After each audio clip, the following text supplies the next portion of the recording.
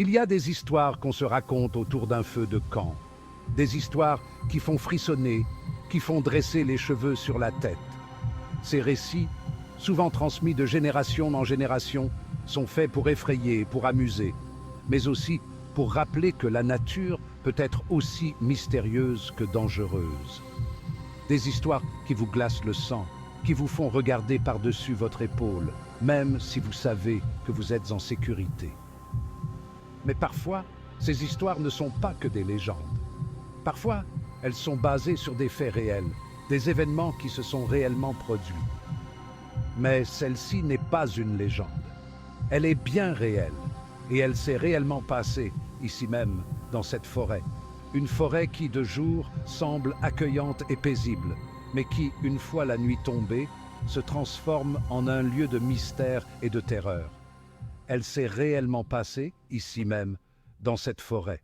Une forêt dense, où les arbres semblent se refermer sur vous, où chaque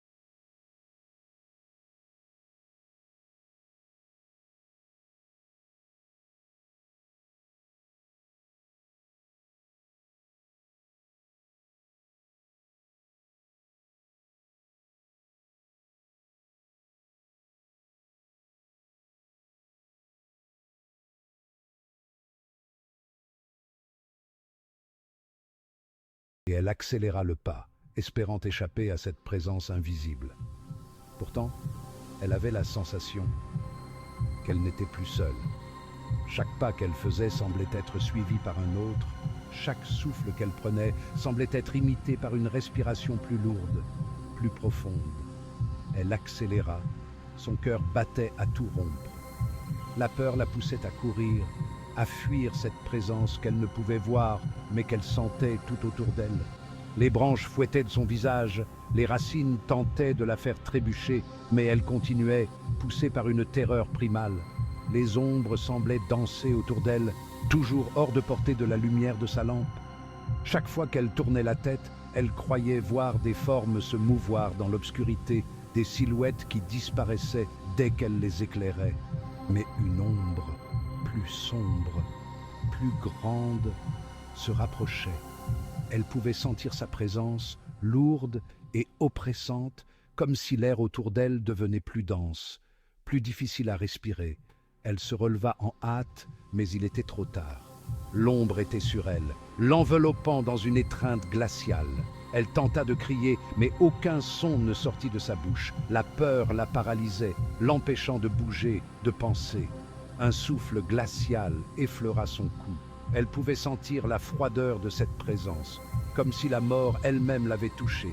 Chaque respiration devenait un effort. Chaque battement de cœur résonnait dans ses oreilles comme un tambour de guerre. Une voix douce, presque un murmure, l'appela par son nom. Clara. Le son était à la fois réconfortant et terrifiant, comme si quelqu'un qu'elle connaissait l'appelait depuis l'au-delà. Elle regarda autour d'elle, mais il n'y avait plus rien. Juste l'obscurité, le silence et cette sensation oppressante de ne pas être seule. Elle tenta de se convaincre que ce n'était qu'un cauchemar, qu'elle allait se réveiller, mais la réalité était bien trop tangible. Pas d'ombre, pas de bruit. La forêt semblait l'avoir engloutie dans un silence terrifiant. Chaque arbre, chaque buisson semblait la regarder, la juger, comme si elle avait pénétré un territoire interdit. La forêt semblait l'avoir engloutie dans un silence terrifiant.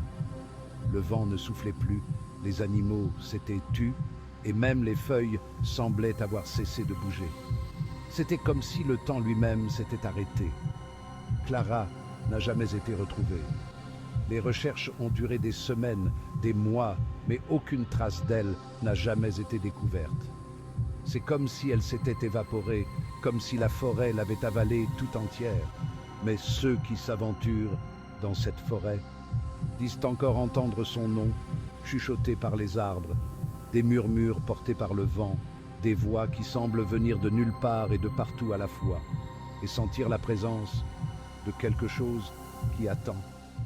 Une présence qui semble veiller, guetter, prête à s'emparer de quiconque oserait s'aventurer trop loin dans les profondeurs de cette forêt mystérieuse et terrifiante.